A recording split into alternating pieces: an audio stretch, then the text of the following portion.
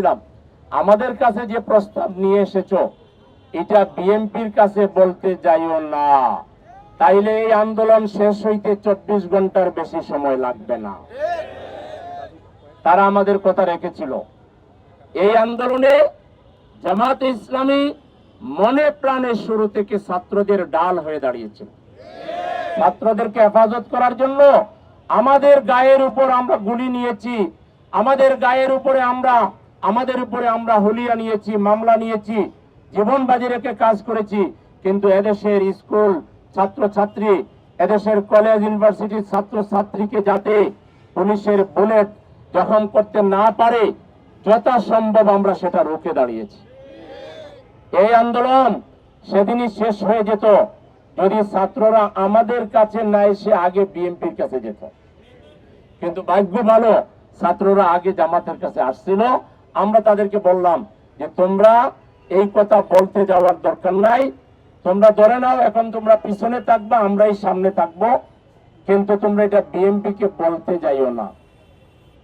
তারপর আন্দোলন আসলে কিভাবে পরিচালিত হচ্ছিল এটা সরকারও জানতো আর আমরাও জানি। তার একটা ঘটনা হলো 1 তারিখে সরকার জেনে বুঝেই, এর আগে বহুবার জামাত নিষিদ্ধের দাবি উঠেছিল, কোর্ট পর্যন্ত সুপারিশ করেছিল যে জামাতকে নিষিদ্ধ করে দাও। হাসিনা এত বড় পলিটিক্যাল পার্টিকে, সুশৃঙ্খল একটা রাজনৈতিক দলকে নিষিদ্ধ করবে এ দায় নিতে চায়নি, বরং এটা কোর্টের উপর দিয়ে চালাইতে চেয়েছিল যে কোর্ট যদি নিষিদ্ধ করে দেয় তা আমি বলবো কোর্ট করেছে, আমি করিনি, সে দায়িত্ব নেয় নাই। কিন্তু তার আশপাশে যে কতগুলো বাস্টার্ড ছিল, একটা হলো আসানুল ইনু জানোয়ার, আরেকটা কি জানি ইনু না মিনু, আরেকটা ছিল মেনন, এই টাইপের বাস্টার্ড গুলো তাকে প্রচন্ড প্রেসারাইজ করছিল যে এখনই সময়, এই আন্দোলন মূলত জামাত চালাচ্ছে, জামাতকে নিষিদ্ধ করলেই আন্দোলন দমন হয়ে যাবে। হাসিনার ইতিহাসে যদি অন্যতম তার একটা বড় ভুল যদি রাজনীতিতে হয়ে থাকে, এটা ছিল তার রাজনীতিতে একটা ব্লান্ডার মিস্টেক। জামাতের মতো একটা রাজপথ কাঁপানো সাহসী সুশৃঙ্খল লোক, যার রোড একেবারে গোড় থেকে বঙ্গভবন পর্যন্ত সারা দেশ জুড়ে যার নেটওয়ার্ক, এরকম এক দলকে নিষিদ্ধ করিয়া তিনি শান্তিতে আরামকে দাঁড়ায় ওনার সিংহাসন চালাবেন, এটা বোকার স্বর্গে বাস করার নামান্তর ছিল। 1 তারিখে তিনি আমাদেরকে নিষিদ্ধ করলেন। আমরা 1 তারিখ রাত্রে অনলাইনে আমরা মিটিং করলাম আমিরে জামাতের সভাপতিত্বে, নির্বাহী পরিষদের মিটিং, না রাতে না, ওই নিষিদ্ধের 1 ঘন্টার ভিতরে জুম মিটিং করলাম। জুম মিটিং করে আমরা সিদ্ধান্ত নিলাম জামাত এলাইভ থাকবে, আমরা আন্ডারগ্রাউন্ডে যাব না। আমরা লড়াই করে ছাত্রদেরকে সাথে নিয়ে, জনগণকে সাথে নিয়ে হাসিনাকে বিদায় দিব, আমরা বাংলাদেশে থাকব। এবং আমাদের সিদ্ধান্ত হলো আর কারো ঘরে বসার সুযোগ নেই, যা কিছু আছে শক্তি পুরোটাই ময়দানে ব্যবহার করতে হবে। আমাদের বন্ধু বান্ধব দেশি বিদেশি শুভাকাঙ্ক্ষী অনেকে বলছিল যে আপনারা অল আউট আন্দোলনের নামেন জামাতের নামে। আমরা বললাম এই মুহূর্তে যদি আমরা জামাতের শক্তি দেখাতে চাই আলাদাভাবে ব্যানার দিয়ে, তাহলে আন্দোলনকে ক্ষতিগ্রস্ত করা হাসিনার জন্য সহজ হবে। জামাতকে সাইজ করার নামে সে বেপরোয়াভাবে পুরো আন্দোলনকে সাইজ করার চেষ্টা করবে, বরং আমরা পুরো শক্তি নিয়ে আন্দোলনে নেমে যাব, ব্যানার জামাতের থাকবে না। সেজন্য 2 তারিখে আপনাদের মনে আছে বাইতুল মুকাররমে জুমাবার ছিল, 1 তারিখ ছিল বৃহস্পতিবার, সব আমার মনে আছে টাটকা। 2 তারিখে আমরা বাইতুল মুকাররমে বিক্ষোভ দিয়েছিলাম। শুধু জামাত ইসলামের ব্যানার ছিল না, কিন্তু লাখো জনতার মিছিল সেদিন বাইতুল মুকাররমে অনুষ্ঠিত হয়েছিল। মিছিল এত বড় হয়েছিল যে বাইতুল মুকাররমের সিঁড়ি থেকে নামার সময় প্রথম বাধাপ্রাপ্ত হয়েছি আমরা।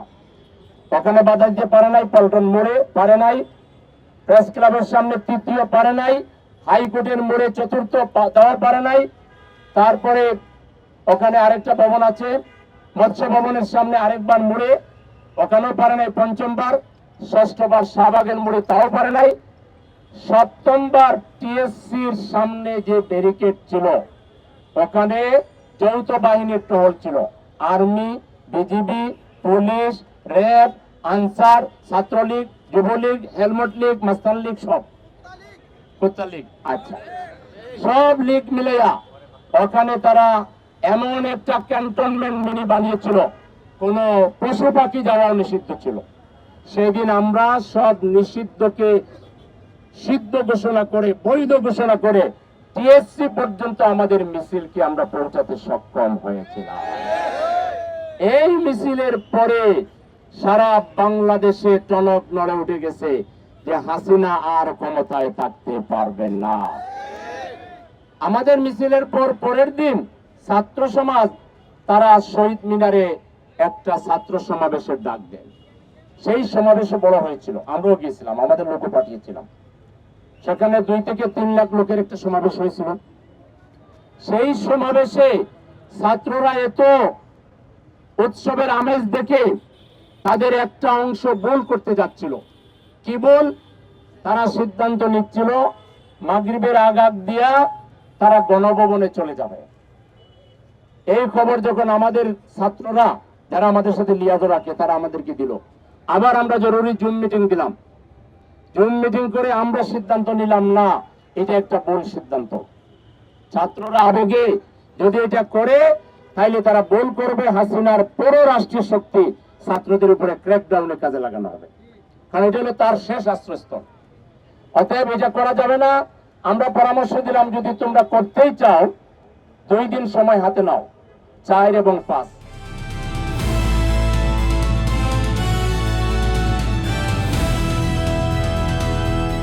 দিনাজপুর টিভি, মানুষের জীবনের কথা বলে।